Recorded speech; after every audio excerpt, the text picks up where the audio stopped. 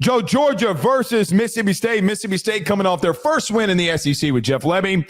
Georgia hangs on against Florida in Jacksonville in the world's largest cocktail party.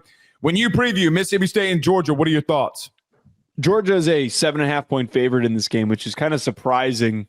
I would think that they would be a much bigger favorite, even though they're on the road going to Mississippi State with this, difficult environment that they're going to be thrown into.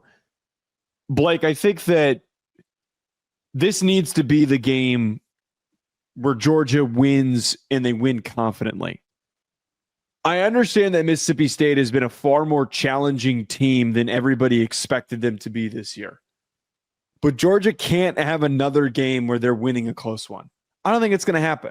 I think that Georgia is going to be extremely explosive in this. I think that they're going to be able to generate a lot of big plays going up against a Mississippi State secondary that, quite frankly, has plenty of issues. They're also atrocious at stopping the run. They're 109th in EPA per rush. They're just getting ran all over. This is one of those games where Frazier and Bowens just completely go off and they run past Mississippi State. But road environment, those cowbells are going to be loud. You can't overlook any of that stuff because of what Mississippi State's going to throw out there in the fight that they've been putting up over the past couple of weeks. I look at this game and say to myself, Joe, I really like how Mississippi State plays.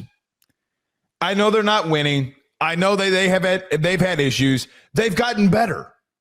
Last year, they were absolutely atrocious. I mean, they couldn't block, they couldn't tackle, they couldn't run. They had some good players. They identified well in the portal. They did some really good things in recruiting. Look at Mario Craver. We saw what Michael Van Buren did for them and then what he did 2 weeks ago. They had a lot of really good players. However, this team's getting better. And I know that they got their first SEC win under Jeff Lebby. But, man, I got to tell you, when I went back, which I did today, and I look at how far they've climbed, Joe, think about this. They've climbed so far 25 spots in rushing over last year, 37 spots in passing. They've climbed 71 spots in total offense. They've climbed 51 spots in total defense. From a yardage standpoint, they are getting better. When I watch Mississippi State play, they do not have the athletes that Georgia's going to run out there. They don't. You know that. I know that. Everybody knows that. Brandon Walker at Barstool knows that. Stingray knows that. Everybody that's associated with Mississippi State knows that you do not have the dudes that they do. But they got some guys, but they play with serious heart, and they never give up. I say all that to say this. Georgia has been abysmal, and I mean abysmal, at starting off games this year. First drive, they'll go down there, look like the 1985 Bears. Well, maybe not. That's defense. They'll go out there looking like the 2019 LSU Tigers. How about that one? Because they're scoring on every first drive. Joe, they are literally going out there punching teams in the mouth with the scripted plays with Mike Bobo. But then they just start hitting lull after lull after lull offensively. And then the Florida game happens. Then the Tennessee game gets in the situation that it's in. They get in that same situation with Alabama. They're not able to overcome. It's happened to Georgia multiple times here, and it continues to happen with them. Oh, let's think about Ole Miss. Ole Miss comes out and punches them in the mouth. They're starting off slow. You can't start off slow against a team that you can completely overpower because this team cares. They got complete buy-in with Jeff Lebby from the staff, from the players. I don't think they're winning. But you can't go out there and look ahead. You can't go around there and play around with them. They got athletes all over the place too, just not as many as you do. One thing that I love about this team, they run the football with Booth and Bothwell.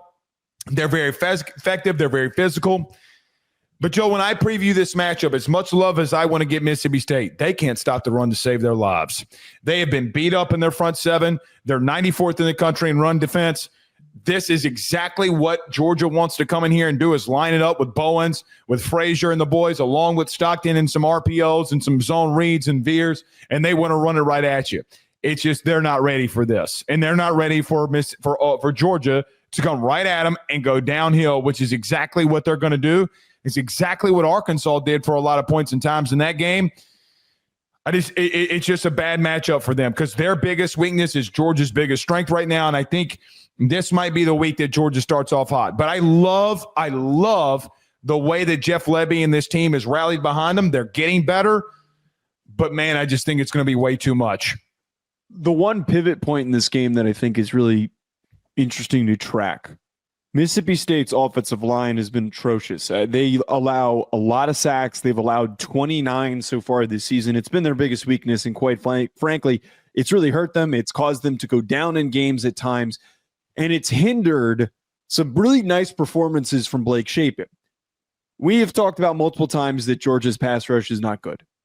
It is non-existent. They had no sacks last week. They have 8 team sacks. Is this a game where they finally get home? Or is this a situation where Mississippi State starts to put up more production, more passing production than they typically do because they're not getting challenged, because they're not losing their reps and they're not giving up pressures to Blake Shapen? I don't 100% know what the deal is with Shapen's injury because he went out for a period of time, then he came back into the game against Arkansas. But I got to just throw this in there. That Kamario Taylor kid is talented. That kid was fantastic when he stepped in for a period of time against Arkansas. He has some fantastic mobility. He had some really nice poise and composure for a young man who was stepping in with really no experience. All I'm saying is that when Shapen's gone, that Kamario Taylor kid could be the next man up with how good Van Buren was supposed to be last year. Taylor could be that next guy that does some amazing things. I got to be real with you. I'd go to him. I know he's going to stick with Shapen, but you don't have a lot to lose here. I'd go to him, but I know he wants to stay with Blake Shapen. Look, here's an interesting thought in this game. Thompson, the wide receiver, and the receivers that Mississippi State has, Joe, they have some explosiveness here. I want to point this out to you. This secondary for Georgia has not done well against a lot of speed on the perimeter, especially out wide. Mississippi State has it. They have a lot of it. Thompson can fly. These guys on the boundary can fly. The only reason I bring this up is Georgia can't get home and getting to the quarterback and getting sacks. If you're allowing Blake Shapen to sit back in that pocket and be able to get Thompson and those guys the football, this could get interesting now. I don't think it will because Georgia can line up and just run the ball on them. They've gotten very much beat up, and the lack of depth is really hurting Mississippi State at the current moment. There is a weakness that I think that Jeff Lebby and the team can exploit here. We've seen Georgia constantly give up again a lot of yards against teams at wide receiver that got a lot of speed. And look, you got to give Lebby credit. They do have a lot of speed there. I just don't think it would be enough. It's going to be enough. But I still in the back of my mind, something saying, well, Blake, they can't get to the quarterback. And if you give Shapen in this fast wide receiver room some time, things could get interesting. I don't think it gets there, but it could get interesting. That's kind of what I'm getting at here. Is that I don't know. Fast, dude. Thompson's got some real explosiveness. You need to look into him. I know that y'all do a lot of draft coverage. Listen, you know I come up with these random like, hey, Joe, you should look into this guy. Dude, he's got a lot of speed. I got to peep him. And Anthony Evans also has been super productive. It's kind of what I'm getting at here. I think that Georgia, they have an easy opportunity to overpower Mississippi State. They do. And I think that they should come out of this game and cover that 7.5 point spread. But this is why I referred to the sack situation as the pivot point. It really completely swings the game in one direction or the other, because if you don't get pressure, they have time to operate. They have time to generate big plays through the air. Game ends up being tight. If you start to get pressure, like every other team has done against Mississippi State, your athletes in coverage should prevail. You shouldn't have any issues in coverage. Like, you should be able to collapse the pocket and stick with guys in that regard. Joe, who have they? But I just ask this: who have they done that effectively to over a long period of time?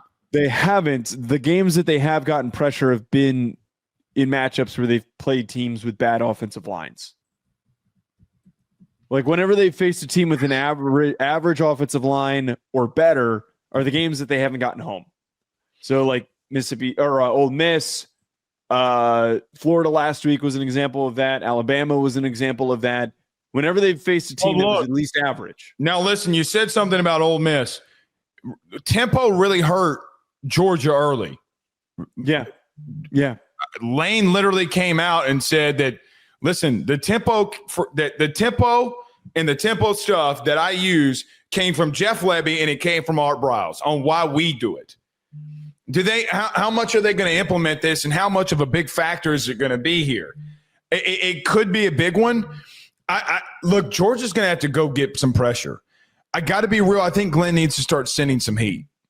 He's going to have to start being creative and sending some heat. I know it's not what they want to do, but I guess we'll see here. So, look, bottom line is listen, everybody wants to talk about, oh, this guy's not winning. I continuously see growth with Jeff Lebby. I do. They're going to have to give him a lot of time. And I mean it. Give him time, and I think he'll be fine. Let's see what they can do there.